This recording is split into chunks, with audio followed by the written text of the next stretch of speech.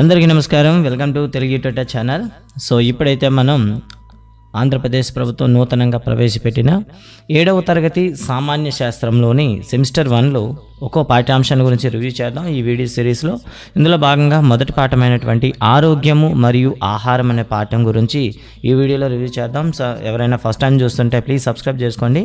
అదేవిధంగా మా అప్డేట్స్ మీకు పొందాలనుకుంటే బెల్ ఐకాన్లో ఆల్ నోటిఫికేషన్ ఎనేబుల్ చేయండి. కిందనే మీకు ఒక టెలిగ్రామ్ గ్రూప్ కూడా ఉంటుంది, జాయిన్ అవ్వండి. ఎప్పటికప్పుడు మీకు అప్డేట్స్ అనేవి ఇవ్వడానికి. అదేవిధంగా స్టడీ మెటీరియల్ కానివ్వండి, ప్రాక్టీస్ ఎగ్జామ్స్ కానీ ఫ్రీగా ఇస్తాం. సో కింద ఉన్న టెలిగ్రామ్ ఛానల్ అయితే జాయిన్ అవ్వండి. ఇక పాఠ్యాంశంలోకి వెళ్దాం. కీలక భావనలు చూసుకున్నట్లయితే ఆహారంలోని అంశాలు అంటే మనం తీసుకునే ఆహారంలో ఏ అంశాలు ఉంటాయి, పిండి పదార్థాలు అంటే ఏమిటి, మాంసకృతులు, కొవ్వులు, ఖనిజ లవణాలు, విటమిన్లు, పీచు పదార్థము, నీరు, సంతులిత ఆహారం, బ్యాలెన్స్డ్ డైట్ అంటే ఏమిటి, ఆరోగ్య జీవన విధానం అంటే ఎలా ఉంటుంది అనే అంశాల గురించి ఈ పాఠ్యాంశాలు అయితే మనం చర్చించుకోబోతున్నాం. సో స్టార్టింగ్లో అయితే మీకు ఒక మధ్యాహ్న భోజనం చేస్తున్నటువంటి పిల్లల ఫోటో అయితే ఇవ్వడం జరిగింది. దానిపైన కొన్ని ప్రశ్నలు అడిగారనమాట. మధ్యాహ్న భోజనంలో మీకు వడ్డించే ఆహార పదార్థాలు పేర్కొనండి, బడి పిల్లలకు మధ్యాహ్న భోజనం అందించడానికి కారణం ఏమిటి అంటూ ప్రశ్నలు అడిగారనమాట. ఇక తర్వాత మన పాఠ్యభాగంలోకి వెళ్దాం. రోజువారీ మెనూ చార్ట్ ప్రకారం ప్రతిరోజు మధ్యాహ్న భోజనం వడ్డిస్తారు. మీ పాఠశాలలో ప్రదర్శించిన మధ్యాహ్న భోజనం మెనూ రోజువారీ వివరాలు పరిశీలించండి. అందులో చిక్కీలు, పాయసం, వెజిటబుల్ రైస్, గుడ్లు మొదలైన వివిధ రకాల నోరు నుంచి ఆహార పదార్థాలు ఉంటాయి అంటూ డిస్కషన్ అయితే ఇవ్వడం జరిగింది. ఇక మధ్యాహ్న భోజనంలో ఇలా వివిధ రకాల ఆహార పదార్థాలు ఎందుకు వడ్డిస్తారో మీకు తెలుసా అంటూ విద్యార్థులకు ఒక ప్రశ్న. కేవలం రుచి కోసమేనా, ఇంకేమైనా ప్రయోజనాలు ఉన్నాయా అంటూ అడగడం జరిగింది. ప్రతి ఆహార పదార్థం ఒకటి లేదా అంతకు మించిన దినుసులతో, ప్రతి దినుసును వివిధ పోషకాల అంశాలతో తయారవుతాయి. ఈ పోషకాలు మనకు శక్తినిచ్చి మనల్ని ఆరోగ్యంగా ఉంచి శరీరం పెరుగుదలకు, పునర్నిర్మాణంలో పాల్గొంటాయి. చిక్కీలో ఏ పోషకాలు ఉంటాయో మీకు తెలుసా, గుడ్డులో ఉండే పోషకాలు ఇవి ఒకటేనా చర్చించండి అంటూ అడగడం జరిగింది. ఇక తర్వాత చూద్దాం. ఈ చాలామంది అయితే కామెంట్ అయితే పెట్టారు. సో ఖచ్చితంగా సరే మీకు తెలుసా, అంతేకాకుండా ఆలోచించండి, చర్చించండి వంటి టాపిక్ని కూడా ఎక్స్ప్లెయిన్ చేయండి అని అడిగారనమాట. సో ఈ వీడియో నుండి అయితే ప్రతిదీ కూడా ఎక్స్ప్లెయిన్ చేయడానికి ప్రయత్నిస్తాను. సో ఇక ఆహారంలోని అంశాలు తీసుకుంటే మనం తీసుకునే ఆహారంలో ముఖ్యంగా 5 రకాలైనటువంటి అంశాలు ఉంటాయి. 1 పిండి పదార్థాలు, 2 మాంసకృతులు, 3 కొవ్వులు, 4 ఖనిజ లవణాలు, 5 విటమిన్లు. దీంతోపాటు నీరు అనేది కామన్గా ఉంటుంది. అయితే మన శరీరానికి కొన్ని అధిక శాతంలో అవసరం ఉంటాయన్నమాట. అంటే అధిక పరిమాణంలో అవసరం ఉంటాయి. ఉదాహరణ పిండి పదార్థాలు కానీ, మాంసకృతులు కానీ, కొవ్వులు కానీ చాలా ఎక్కువగా అవసరం ఉంటాయి. అందుకే వీటిని స్థూల పోషకాలు అంటారు. సో ఇక్కడ ప్రశ్న, కింద వానిలో స్థూల పోషకం కానిది ఏది అంటూ మనకు అడుగుతూ ఉంటాడనమాట. ఇక ఖనిజాలు అంతేకాకుండా విటమిన్లు చాలా తక్కువ పరిమాణంలో మనకి అవసరం కాబట్టి వీటిని సూక్ష్మ పోషకాలు అంటారు. అంటే విద్యార్థులకి గమనిక ఏంటంటే స్థూల పోషకాలని వేటిని అంటారు అంటే పిండి పదార్థాలు, కార్బోహైడ్రేట్స్, ప్రోటీన్స్, మాంసకృతులు అండ్ ఫ్యాట్స్, వీటిని మనం ఏమంటాం స్థూల పోషకాలు అంట. అండ్ విటమిన్స్ అండ్ మినరల్స్ని మనం ఏమని పిలుస్తామంటే సూక్ష్మ పోషకాలుగా మనం ఇక్కడ చెప్పడం జరుగుతుంది. మైక్రో న్యూట్రియంట్స్ అంటాం, వాటిని మ్యాక్రో న్యూట్రియంట్స్ అంటాం అనమాట. ఇక కృత్యం ఇవ్వడం జరిగింది. శిశిరిత తన తమ్ముడి కోసం అంగన్వాడీ వర్కర్ తెచ్చిన బాలామృతం ప్యాకెట్ పై గల కింది వివరాలను చూసింది. అధ్యయనం చేసి క్రింది ప్రశ్నలకు జవాబులు రాయండి అంటూ ఇవ్వడం జరిగింది. ఒకసారి చూడండి. ఒకసారి ఇక్కడ పిండి పదార్థం వచ్చి 47 గ్రాములు, అంటే ప్రతి 100 గ్రాములకి ఇక్కడ కౌంట్ ఇచ్చారండి. మాంసకృతులు 11 గ్రాములు, కొవ్వులు 11 గ్రాములు, ఐరన్ 9.1, విటమిన్ ఏ 202.5 మిల్లీగ్రాములు, కాల్షియం 367 మిల్లీగ్రాములు, vitamin B1 0.6 milligrams, vitamin B2 0.55 milligrams, vitamin C 15.3 milligrams, folic acid 22.1 milligrams, niacin 6.3 milligrams అని ఇవ్వడం జరిగిందనమాట.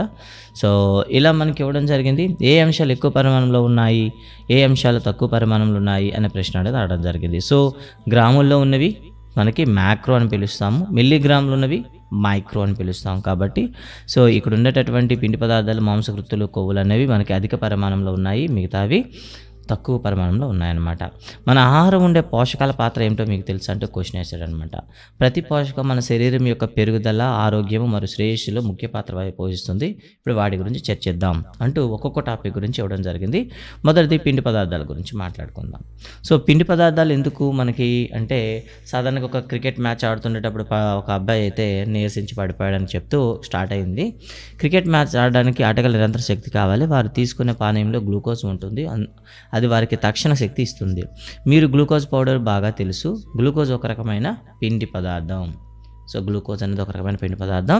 ఇది ఇప్పుడు మనం పిండి పదార్థాల గురించి తెలుసుకుంటామంటే ఇక్కడ స్టార్ట్ చేశాడండి. చూద్దాం. పిండి పదార్థాలను మన శరీరానికి శక్తినిచ్చే ప్రధాన వనరులు చూసారండి. ఎనర్జీ సోర్సెస్ అంటే మెయిన్ ఎనర్జీ సోర్సెస్ ఏంటంటే మనం కార్బోహైడ్రేట్స్ అని చెప్తాం. కాబట్టి వీటిని శక్తినిచ్చే పోషకాలు అంటారు. చాలా ఆహార పదార్థాల్లో ఇవి ఉంటాయి. పిండి పదార్థాలు అనేక ఆహార పదార్థాల్లో అధిక భాగంగానే ఆక్రమిస్తాయి. అంటే మనం తీసుకున్న ఆహార పదార్థాల్లో ఎక్కువ భాగం పిండి పదార్థాలు ఉంటాయి. ఉదాహరణకి బియ్యం, జొన్న, రాగులు, మొక్కజొన్న, బంగాళాదుంపలు. పై పేర్కొన్న అన్ని ఆహార పదార్థాలు పిండి పదార్థాలు పుష్కలంగా ఉంటాయి. పిండి పదార్థాలను అధికంగా ఉన్న మరికొన్ని ఆహార పదార్థాలు గుర్తుంచుకొని రాయండి అంటూ చెప్పడం జరిగింది. అయితే పిండి పదార్థాలకు సంబంధించిన పరీక్ష అండి. ఇక్కడ మనకి ఇంపార్టెంట్ ఇది. పిండి పదార్థాలకు సంబంధించిన పరీక్ష మనం చేసేటప్పుడు స్టార్చ్ను చక్కెర రూపంలో ఉంటాయి. అంటే పిండి పదార్థాలు సాధారణంగా చక్కెర రూపంలో మనకి ఆహారంలో నిల్వ ఉంటాయి. వీటిని అయోడిన్ పరీక్ష ద్వారా స్టార్చ్ ఉనికిని నిర్ధారిస్తాము. ఓకేనా. అంటే మనకి అయోడిన్ అనేది ఎక్కడ ఉంటుంది? సాధారణంగా మనకి మెడికల్ షాప్లో బెనెడిక్ట్ ద్రావణంలో ఎక్కువగా ఉంటుంది. కాబట్టి దీన్ని మనం ఉపయోగిస్తాం అన్నమాట చక్కెర ఉనికిని నిర్ధారించడానికి. మరి ఆ ఎక్స్పెరిమెంట్ ఎలా ఉంటుందో చూద్దాం. సో ఫస్ట్ ఆఫ్ ఆల్ బంగాళదుంపలో పిండి పదార్థాల ఉనికి నిర్ధారించుట ఉద్దేశం. ఏమేం కావాలి? సదల అయోడిన్ ద్రావణం, కొన్ని అయోడిన్ స్ఫటికాలను లేక గోధుమ రంగులోకి వచ్చే వరకు నీటిలో కరిగించండి. 2 బంగాళదుంప ముక్క, 3 చాకు, 4 పళ్ళెం, 5 డ్రాపర్. సో నిజానికి మీ దగ్గర అయోడిన్ లేకపోయినట్లయితే మనం బెటడిన్ కూడా వాడచ్చు. ఒక పళ్ళె మీద బంగాళదుంప ముక్క కోయండి. బంగాళదుంప ముక్కపై 2 చుక్కల అయోడిన్ ద్రావణం వేయండి. అయోడిన్ వేసిన చోట రంగు మార్పును గమనిస్తారు. పిండి పదార్థం ఉంటే నీలం నలుపు రంగులోకి మారుతుంది. సో ఇది ప్రశ్న అండి. పిండి పదార్థ పరీక్షలో పిండి పదార్థంపై అయోడిన్ వేసిన ఏ రంగులోకి మారుతుంది? నీలం నలుపు అండి. సో చాలా వరకు అయితే మనకి నీలం ఉండేది. ఇప్పుడు కొత్త టెక్స్ట్ బుక్లో నీలం నలుపు అని వచ్చింది కాబట్టి నీలం నలుపు అని రాస్తారనమాట. ఇక తర్వాత అన్నంలో మనకి నీలం నలుపు వస్తుంది. ఇక తర్వాత గుడ్డు సొన అండి. గుడ్డు సొన పైన మనం చేసినట్లయితే అందులో మనకి ఏముంటుంది? ముఖ్యంగా పిండి పదార్థం అందులో ఉండదు, ప్రోటీన్ ఉండదు. కాబట్టి ఇది రంగు మారదు. అండ్ నెక్స్ట్ వన్ మనం చూసుకున్నట్లయితే గోధుమ పిండి పైన వేసినా కూడా మనకి మార్పుగానే గమనిస్తాం అనమాట.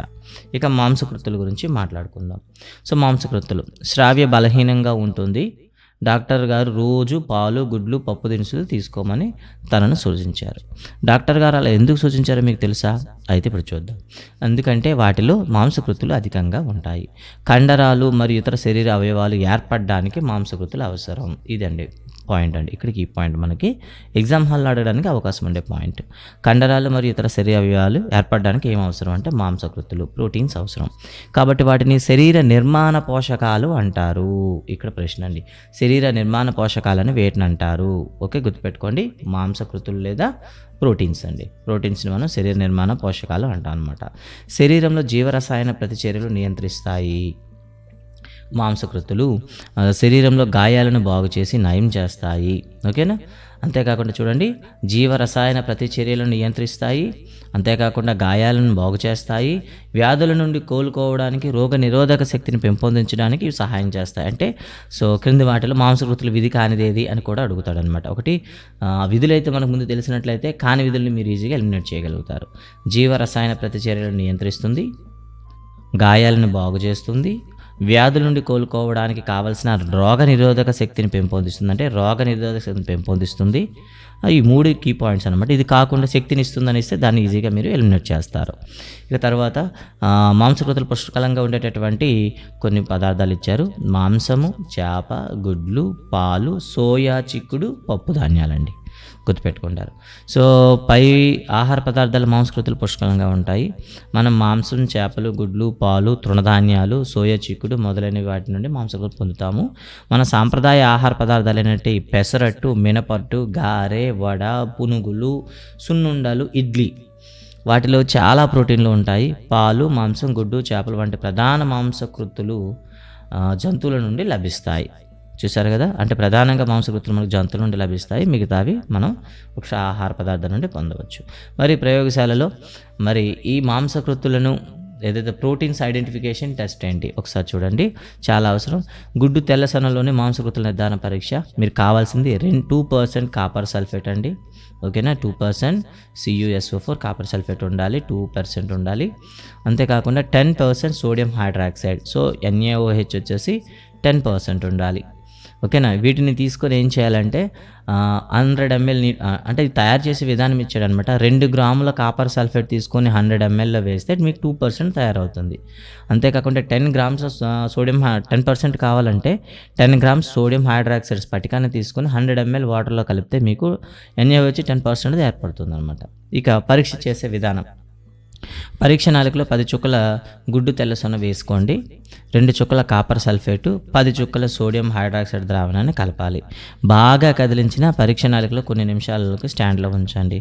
సో అక్కడ మనకు ఒక రకమైనటువంటి రంగు రావడం జరుగుతుంది. అంటే ఒకవేళ అందులో కానీ మనకు మాంసకృత్తులు ఉన్నట్లయితే ఏ రంగులోకి మారుతుంది? ఊదా రంగు. సో గుర్తుపెట్టుకోండి, ఊదా రంగులోకి మారితేనే మనకు మాంసకృత్తులు ఉన్నట్టు. చూసుకోండి మళ్ళీ. సో ఊదా రంగులోకి ఉంటేనే అది మన మాంసకృతులు ఉన్నట్టు అనమాట. సో పరీక్ష. సో ప్రోటీన్ పరీక్షలో ప్రోటీన్ ఉన్నట్లయితే పదార్థం ఏ రంగులోకి మారుతుంది? ఊదా రంగు అండి. ఇక తర్వాత చూద్దాం. ఇక్కడ మళ్ళీ ఇచ్చాడండి. సో ఎందులో మనకు ఉంటాయని ఇచ్చాడనమాట. సో ఫస్ట్ ఆఫ్ ఆల్ చూద్దాం. సోయా చిక్కుడు పొడిలో మనకు ప్రోటీన్లు ఉంటాయి. నెయ్యిలో కూడా మాంసకృతులు ఉంటాయి. ఓకేనా. తర్వాత పాల్లో కూడా మనకి ప్రోటీన్స్ ఉంటాయి. సో కాబట్టి పై మూడింట్లో కూడా మనకి ఏముంటాయి? ప్రోటీన్స్ అయితే ఉంటాయని మనం చెప్పొచ్చు. ఇక తర్వాత చూద్దామండి. ఓకే. తర్వాత మనం చూసినట్లయితే కొవ్వులండి. పెరుగు అన్నం తినేటప్పుడు మన చేయి జిడ్డుగా మారుతుంది. సో పెరుగు అన్నం తినేటప్పుడు తర్వాత మన చేయి అంతా జిడ్డుగా ఉంటుంది. ఎందుకంటే బజ్జీ లేదా పకోడా వంటివి పొట్లం కట్టడానికి ఉపయోగించే కాగితం అక్కడక్కడ అర్ధపారదర్శకంగా మారుతుంది. ఎందుకు అని అడిగాడు అనమాట. సో ఇక్కడ చూద్దాం. నెయ్యి అనేది మనకు మాంసకృతులు ఉండవు, ఫ్యాట్స్ ఉంటాయండి. చేంజ్ చేసుకోండి, ఇది చిన్న చేంజ్ చేసుకోండి. ఓకే. తర్వాత పెరుగులో వెన్న అరచేతికి జిడ్డుగా ఉంటుంది. అదేవిధంగా బజ్జీ, పూరి మొదలైన వాటిలో ఉన్న నూనె కాగితాన్ని అపారదర్శకంగా చేస్తుంది. ఈ నూనె మరియు వెన్నలో కొవ్వులు ఉంటాయి. నిజ జీవితంలో కొవ్వులు మనకు బాగా పరిచయం ఉన్నవే. కొవ్వు గురించి మనం తెలుసుకుందామని కొవ్వు గురించి చెప్పడం జరిగింది. ఆయిల్ ఫుడ్లో కొవ్వు ఎక్కువ ఉంటుంది. సింపుల్గా మన శరీరానికి కొవ్వు ఇంధన వనరుగా ఉపయోగపడుతుంది. కాబట్టి చూసుకోండి, శరీరానికి ఇంధన వనరుగా ఉపయోగపడేవి ఏంటి? ఫ్యాట్స్ అండి. కాబట్టి కొవ్వులను శక్తినిచ్చే పోషకాలు అని కూడా అంటారు. మరి ఇక్కడ 2 ఉన్నాయండి. సో కార్బోహైడ్రేట్స్ శక్తినిచ్చే పోషకాలే, అట్ ద సేమ్ టైం కొవ్వులు కూడా. వాస్తవానికి కొవ్వులు అదే మొత్తంలో కార్బోహైడ్రేట్స్తో పోలిస్తే ఎక్కువ శక్తినిస్తాయి. అంటే 1 గ్రామ్ కార్బోహైడ్రేట్ నుండి వచ్చే శక్తి కన్నా 1 గ్రామ్ ఫ్యాట్ నుండి వచ్చేటటువంటి శక్తి అధికంగా ఉంటుంది. మరి ఇక్కడ చూడండి, వెన్న, నెయ్యి, బాదం నూనె, వంట నూనె అని కొన్ని ఎగ్జాంపుల్ ఇచ్చాడు.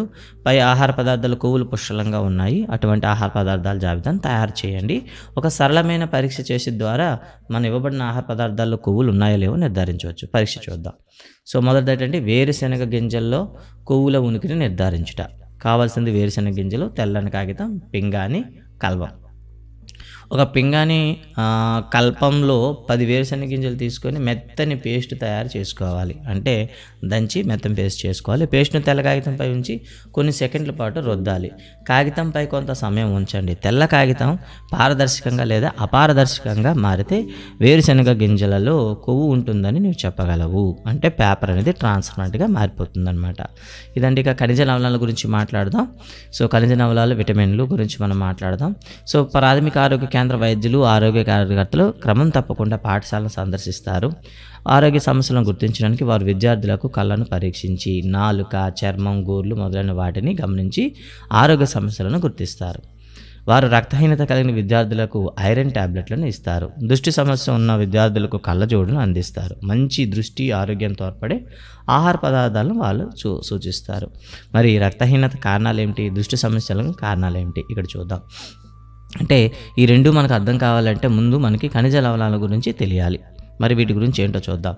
ఖనిజ లవణాలను మరియు విటమిన్లను రక్షక పోషకాలు అంటారు. చూడండి, మళ్ళీ ఖనిజ లవణాలను కానీ విటమిన్లను కానీ మనం రక్షణ పోషకాలు అని పిలుస్తాం. ఎందుకంటే ఇవి మన శరీరానికి కాపాడుతాయి మరియు మంచి ఆరోగ్యాన్ని ఇస్తాయి. ఓకే, గుర్తుపెట్టుకుంటారు. ఇక మరి కొన్ని ఖనిజ లవణాలు వివరాలు చూపేపాటికి ఇవ్వడం జరిగింది. సో ముఖ్యంగా మనకి కాల్షియం ఇచ్చారండి. సో దృఢమైన ఎముకలకు మరియు దంతాలకు అవసరమైన విటమిన్ కాల్షియం, ఇది పాలు, పెరుగు, ఆకుకూరలు, చేపల్లో ఉంటాయి. ఇనుమండి, ఇది రక్తం ఏర్పడడానికి ఆక్సిజన్ రవాణాకు సహాయం చేస్తుంది. మాంసం, ఎండిన పళ్ళు, పచ్చని ఆకుకూరల్లో ఉంటుంది. 3 పాస్పరస్ అండి, భాస్వరం అంటాం. బలమైన ఎముకలు, దంతాల తయారీ కావడానికి ఇది అవసరం. పాలు, పెరుగు, ధాన్యాలు, గింజలు, మాంసంలో ఉంటాయి. అయోడిన్ అండి, థైరాయిడ్ హార్మోన్ తయారీకి లోపించిన అధికమైన చూడండి గాయిటర్ వ్యాధి వస్తుంది. అంటే లోపించిన అధికమైన గాయిటర్ అని వస్తుంది. బట్ కానీ నార్మల్గా అయితే లోపిస్తే వచ్చేదాన్ని సింపుల్ గాయిటర్ అంటారు, ఎక్కువైపోతే వచ్చేదాన్ని థైరాయిడ్ ఇంబ్యాలెన్స్ అని పిలుస్తాము. సో ఈరోజు చాలామందికి ఈ ప్రాబ్లం అయితే ఉంది. సో కాబట్టి అయోడిన్ లోపం అనేది మనం చూసుకోవాలి. అయితే ఎగ్జామ్ హాల్లో అడిగేటప్పుడు థైరాయిడ్ హార్మోన్ లోపించిన అధికమైన వచ్చే వ్యాధి ఏది? గాయిటర్. మరి ఇది ఎక్కడ దొరుకుతుందంటే సముద్ర ఆహారం అండి. సముద్ర ఆహారం అంటే సముద్ర చేపలు కానివ్వండి, సముద్ర కలుపు మొక్కల్లో కానీ అదే ఎక్కువగా ఉంటుంది. అయితే మన ఇండియాలో ఇది ఉప్పులో కల్పిస్తున్నారు కాబట్టి అయోడైజ్డ్ ఉప్పు తినడం వల్ల మనకి కావాల్సిన సోడియం అనేది అయోడిన్ అనేది మన శరీరం చేరుతుంది. లాస్ట్ వన్ సోడియం, ఉప్పు అండి, శరీరానికి కావాల్సిన నీటిని పట్టి ఉంచుతుంది. అంటే సో హైయర్ స్టాండర్డ్స్కి వెళ్ళేటప్పుడు దీని గురించి ఎక్స్ప్లెయిన్ చేస్తాం అనమాట. సోడియం క్యాటయాన్ని బ్యాలెన్స్ ఉన్నట్లయితే మనకి వాటర్ బ్యాలెన్స్ అనేది కరెక్ట్గా ఉంటుంది. రైట్. సో ఇక్కడ మనకు కొన్ని ప్రశ్నలు అడిగాడు. అయోడిన్ పొందడానికి నువ్వు ఏ ఆహారాన్ని తీసుకుంటావు అంటే అయోడిన్ అనేది మనకి ఎక్కువ సముద్ర పదార్థాలు ఉంటుంది కాబట్టి సముద్ర చేపలు కానీ ఎక్కువగా తీసుకుంటే సరిపోతుంది.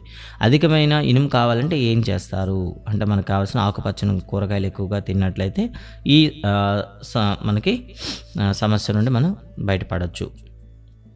డ్రై ఫ్రూట్స్ అంటాము. అండ్ నెక్స్ట్ వన్ ఆకుపచ్చని కూరలు. ఇక తర్వాత ఇక్కడ ఒక మాట అయితే చెప్పడం జరిగిందండి. పండ్లు, కూరగాయలు, ఆకుకూరలు, సలాడ్స్ మొదలైన వాటిని మన శరీరానికి అవసరమైన వివిధ రకాల ఖనిజ లవణాలను ఉంటాయి. మన శరీరం సక్రమంగా ఎదగడానికి, ఆరోగ్యంగా ఉండడానికి ఇవి మనకు సహాయం చేస్తాయన్నారు. ఇక తర్వాత చూస్తే మీకు తెలిసినమాట చాలా ఇంపార్టెంట్ అండి. రక్తహీనత నివారించడానికి ప్రతి వారం అంటే చాలామందికి వారం కూడా అవసరమే. ప్రతి గురువారం అండి మన పాఠశాలలో ప్రతి గురువారం అన్నమాట ఐరన్ ఫోలిక్ ఆమ్లం భర్తీల కోసం weekly iron folic acid supplement చూడండి WIFS పథకం అండి. WIFS అంటారు. దీని ఫుల్ ఫామ్ అడుగుతారు మీకు. WIFS అంటే weekly iron folic acid supplement. చూసారా, W means weekly, I for iron, F for folic acid, S for supplement. So ఈ పథకాన్ని 2012లో ప్రారంభించారు. ఈ పథకంలో భాగంగా 1 నుండి 12వ తరగతి చదువుతున్న పిల్లలకు ఐరన్ మాత్రలు, ఇవి పింక్ కలర్లో కానీ నీలం రంగులో కానీ ఉంటాయి. మాత్రలు ఖచ్చితంగా భోజనం తర్వాత తీసుకోవాలి, లేకుంటే వికారం లేదా దుష్ప్రభావాలు వస్తాయి. అంటే మధ్యాహ్నం భోజనం అయిన తర్వాత ఇది మన పాఠశాలలో కానీ కాలేజీల్లో కానీ ఇవ్వడం జరుగుతుంది. కాబట్టి వారం పేరు కూడా మీకు అవసరం, ప్రతి గురువారం. తర్వాత చూడండి, బ్రహ్మానందం తక్కువ వెలుగు ఉన్నప్పుడు వస్తువులు చూడలేకపోతున్నాడు, అందువల్ల అతడు రాత్రి ప్రయాణాలు మానుకున్నాడు. అటువంటి సమస్య ఏమంటారో మీకు తెలుసా అంటే దానికి రేచీకటి అంటాం. కారణం ఏంటంటే విటమిన్ ఏ లోపం వల్ల వచ్చేది. అంటే రేచీకటి నివారించడానికి ఏ విటమిన్ తీసుకోవాలి? అయితే ఇక్కడ రేచీకటి నివారించిన విటమిన్ ఏ అవసరం అని చెప్తూ విటమిన్లను వర్గీకరణ కూడా మనకి ఇవ్వడం జరిగింది. సో విటమిన్ల వర్గీకరణ 2 రకాలు. సో ADEKలు అనేవి కొవ్వులో కరుగుతాయి, నీటిలో కరిగేవి B కాంప్లెక్స్ అండ్ C విటమిన్లు అండి. BCలు నీటిలో కరుగుతాయి, కొవ్వుల్లో కరిగేవి ADEK అని గుర్తుపెట్టుకోండి. తర్వాత వాటి యొక్క పేర్లు ఇవ్వడం జరిగింది. నిజానికి ఇది ఒకప్పుడు 10th క్లాస్లో ఉండేది, ఇప్పుడు మన 7th క్లాస్ తీసుకొచ్చారు. విటమిన్ ఏ, సో దీని యొక్క శాస్త్రీయ నేమ్ అయితే ఇవ్వలేదు మనకి, బట్ మీరు దీన్ని యాడ్ చేసుకోండి. సో కళ్ళు, రోమాలు, చర్మం యొక్క ఆరోగ్యానికి అవసరం. సో మిగతా అవన్నీ కూడా మీ స్క్రీన్ పై కనిపిస్తున్నాయి. Vitamin B, so vitamin C, vitamin D, vitamin E, vitamin K. So మనకి ఎక్కువగా విటమిన్ K పైన ఎక్కువ ప్రశ్నలు అడిగాడు అనమాట. విటమిన్ ఏ అనేది క్యాబేజీలోను, ఆకుకూరలోనూ కూడా ఉంటుంది. దెబ్బ తగిలినప్పుడు రక్తం గడ్డకట్టడానికి సహకరిస్తుంది. ఇది లోపించినట్లయితే రక్తం ఏమవుతుంది మనకి ఆలస్యంగా గడ్డకట్టడం వల్ల ప్రాణాపాయం వస్తుంది. విటమిన్ E అండి. విటమిన్ E అనేది వంధత్వ సమస్యలు అండి. అంటే మనకి రీప్రొడక్షన్ సిస్టమ్ సంబంధించి లైంగిక అవయవాలకు సంబంధించి వస్తాయి అనమాట. ఇవి నాడులు, రక్తహీనత ఆరోగ్యాన్ని కాపాడడానికి సహాయం చేస్తాయి. పండ్లు, కూరగాయలు, సన్ఫ్లవర్లు ఇవి ఎక్కువగా ఉంటాయి. విటమిన్ డి ఇది మనకి సూర్యరశ్మి వల్ల పాల ఉత్పత్తుల వల్ల లభిస్తుంది. దీనివల్ల మనకి లోపం అయితే రికెట్స్ వస్తాయి. ఎముకలు, దంతాల ఆరోగ్యానికి సహాయం చేస్తుంది. విటమిన్ సి నిమ్మ, నారింజ జాతీయ ఫలాల నుండి వస్తుంది. మునగ, అలాగే మొలకెత్తిన గింజల నుండి వస్తాయన్నమాట. చర్మం, దంతాలు, చిగుళ్ళు, రక్త కణాల ఆరోగ్యానికి సహాయం చేస్తుంది. స్కర్వీ ఇది లోపించినట్లయితే స్కర్వీ వస్తుంది. ఇక బి కాంప్లెక్స్ సంబంధించి మొత్తం ఒకే దగ్గర ఇచ్చాడండి. బెరీ ఫిట్స్, పెల్లాగ్రా, పులుసు చర్మం, ఫోటోఫోబియా, జ్ఞాపక శక్తి తగ్గడం అంటే మొత్తం ఇచ్చేసాడు అనమాట.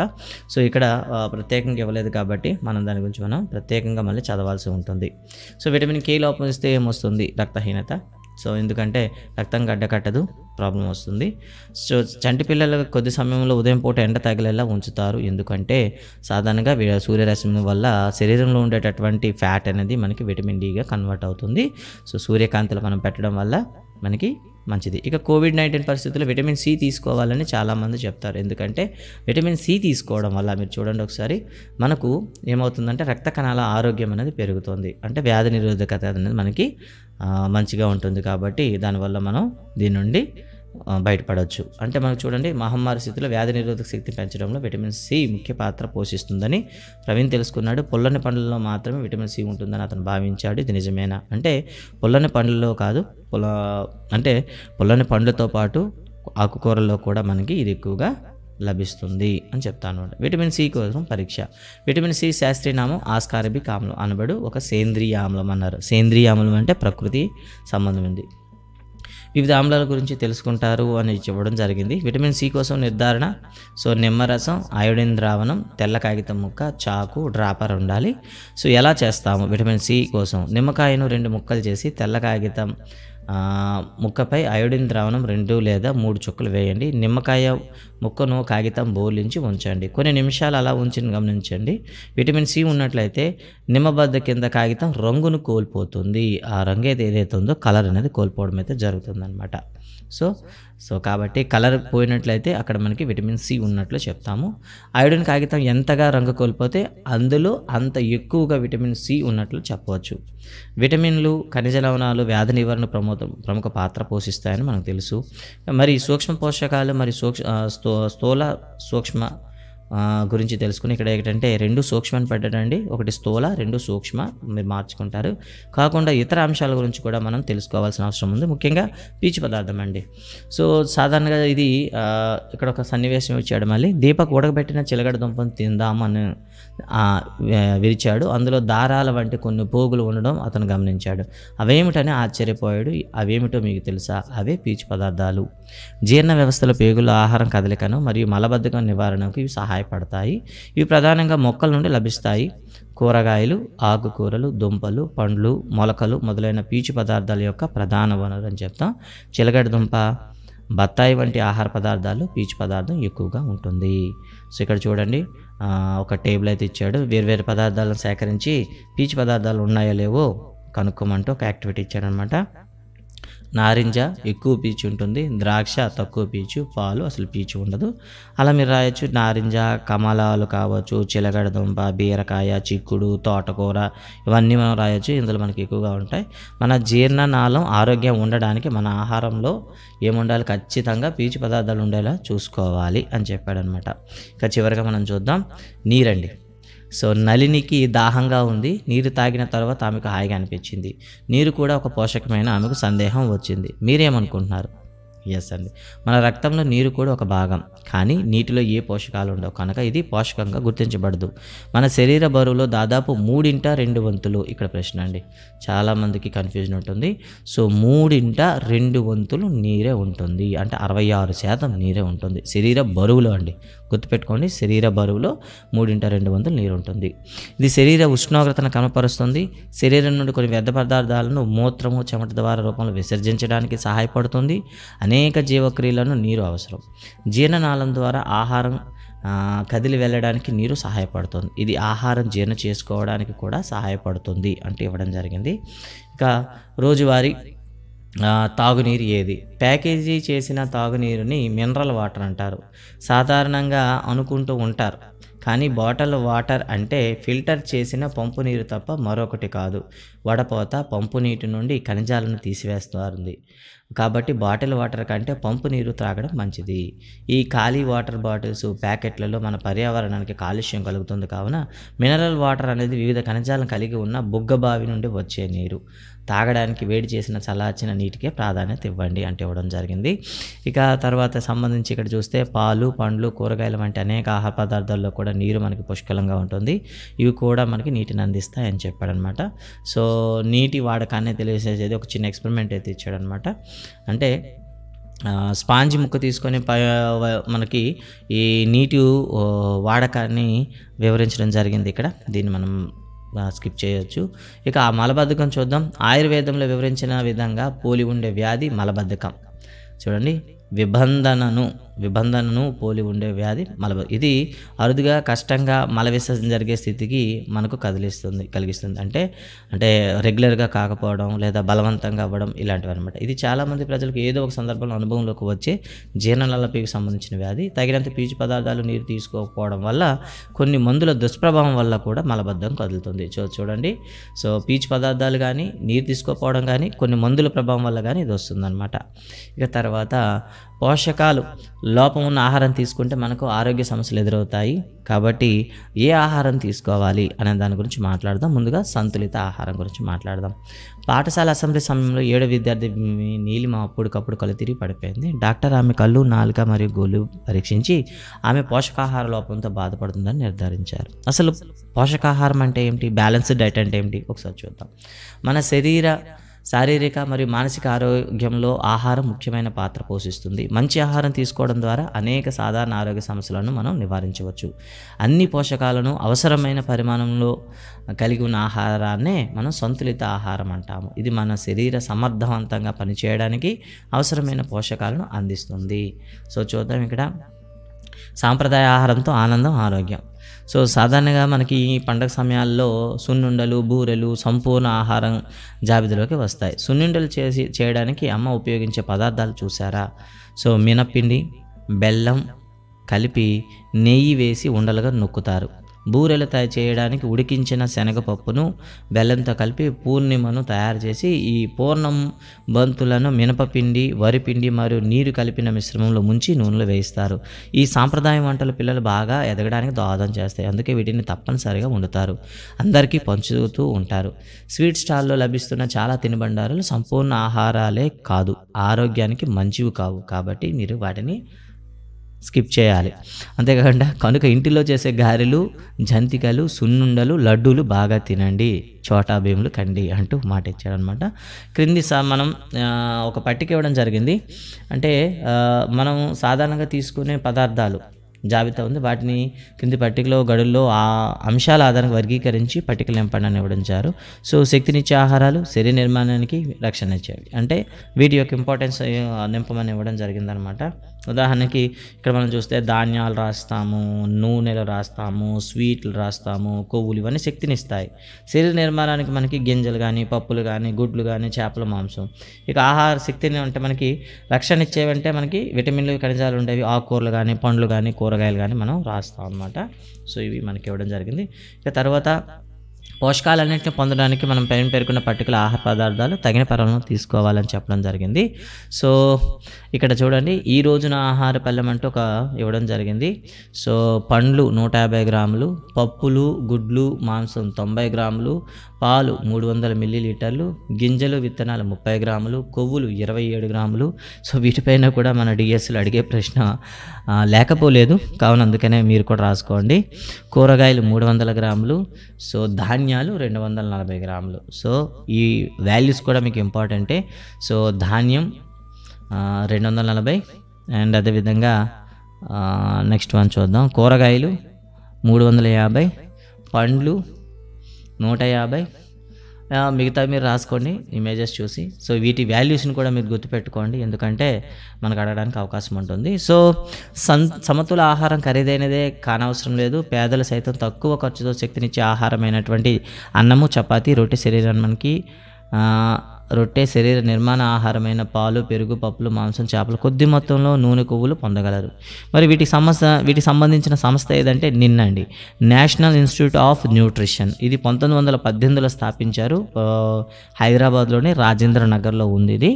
సో దీని యొక్క కార్యకలాపాలు ఏంటంటే ఆహారము, విస్తృత ఆధారితమైనటువంటి ఆహారం మరియు పోషణ గురించి సంబంధించి సంపూర్ణ పరిశోధన చేసి మన దేశాన్ని మొత్తాన్ని కూడా ఇన్ఫర్మేషన్ ఇస్తూ ఉంటుందన్నమాట. పోషకాలను తగే పరిమాణంలో తీసుకోవడం ఆరోగ్యకరం, కానీ అవసరం కంటే తక్కువ లేదా ఎక్కువ తీసుకున్నా కూడా ఆరోగ్య సమస్యలు దారితీస్తాయి. అంటే ఉన్నదానికన్నా ఎక్కువ తీసుకోకూడదు, తక్కువ తీసుకోకూడదు. పిల్లలు సమతుల ఆహారం తీసుకోకపోతే వారి పెరుగుదల, అభివృద్ధి సంబంధించి సమస్యలు ఎదుర్కొంటారు. శరీరానికి తగిన పోషకాలు లభించినప్పుడు దాన్నే మనం ఏమంటాం, పోషకాహార లోపం అంటాము.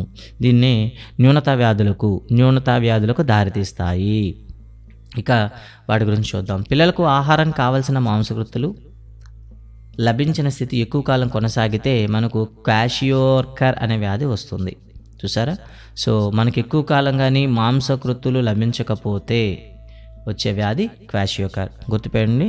సో మాంసకృత్తులు లోపం వల్లే వచ్చే వ్యాధి క్వాషియోకర్. ఎక్కువ కాలంగా మనకి పిండి పదార్థాలు కానీ మాంసకృత్తులు రెండూ లభించలేదనుకోండి, అప్పుడు వచ్చే వ్యాధి మెరాస్మస్.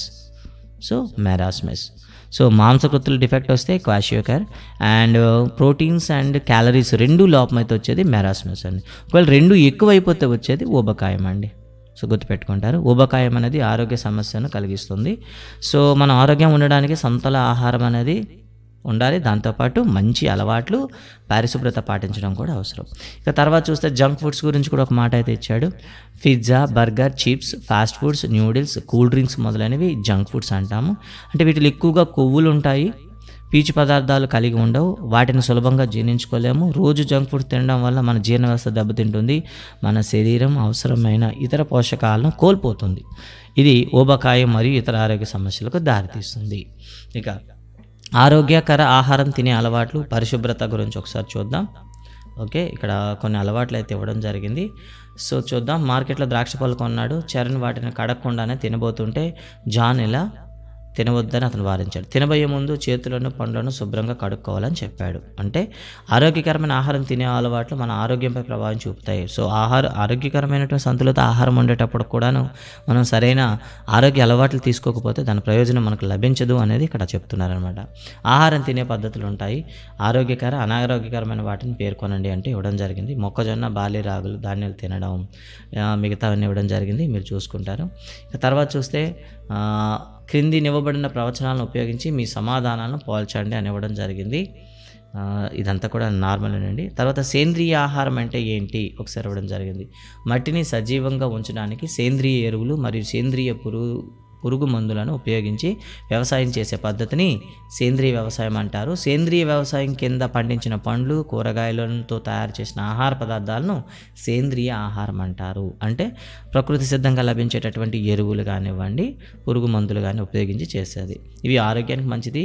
ఈ రోజుల్లో రైతులు మరియు ప్రజలు సేంద్రియ వ్యవసాయం మరియు సేంద్రియ ఆహార పదార్థాలపైన ఎక్కువగా ఆసక్తి చూపుతున్నారు ఈ రోజుల్లో అని ఇవ్వడం జరిగింది. తర్వాత కలుషిత ఆహార పదార్థాలను నియంత్రించడానికి FSSAI అనే సంస్థ ఈ క్రింది సూచనలు చేసింది. 7 C's అండి. Check, clean, cover, cross containment avoided, cook, cool, consume.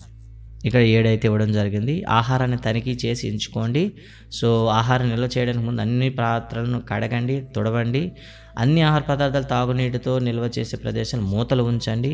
వండని మరియు వండిన ఆహారాన్ని వేరుగా ఉంచండి. ఆహారాన్ని బాగా ఉడికించి తాజాగా ఉండినట్లు చూసుకోండి. మాంసం, కోడి మాంసం, గుడ్లు మరియు ఇతర పాడైపోయే ఆ వస్తువులను శీతలీకరించండి. పాడైపోయే వస్తువులను మనం ఫ్రిడ్జ్లో పెట్టుకోవాలి. కన్జ్యూమ్, పరిశుభ్రమైన వాతావరణంలో ఆహారాన్ని వడ్డించడం మరియు శుభ్రతమైన పాత్రలను వాడండి అంటూ 7 C's అయితే చెప్పడం జరిగింది FSSAI. సో ఒక వ్యక్తి యొక్క ఆరోగ్యం దేశం యొక్క ఆరోగ్యం మరియు సంపద. అంటే అందువల్ల ఆరోగ్యంగా ఉండటానికి మరియు సమతుల ఆహారాన్ని ప్రోత్సహించడానికి, ఆరోగ్యకరమైన సమాజాన్ని నిర్మించడం, ఆరోగ్యంగా ఉండడానికి, ఆరోగ్యకరమైన దినచర్యలను అనుసరించడం, ఆరోగ్యకరమైన అలవాట్లను అనుసరించడం మరియు ఆహార పరిస్థితులను పాటించడం మనందరి బాధ్యత అంటూ చెప్పడమే జరిగింది. సో గైస్, ఇది లెసన్ అయితే. సో కాస్త లెంగ్తీ లెసనే. సో దీనిపైన మీ కామెంట్స్ ఏమైనా ఉంటే చెప్పండి, అండ్ మీ సలహాలు సజెషన్లు ఉంటే డెఫినెట్గా చెప్పండి. దాన్ని అయితే మనం పాటించడం ట్రై చేస్తాం. అండ్ అయితే ఒక లైక్ కొట్టి ఛానల్ సబ్స్క్రైబ్ చేయండి. వీడియో బాగా అనిపించింది అనుకుంటే మీ ఫ్రెండ్స్కి కూడా షేర్ చేయండి. Thank you very much.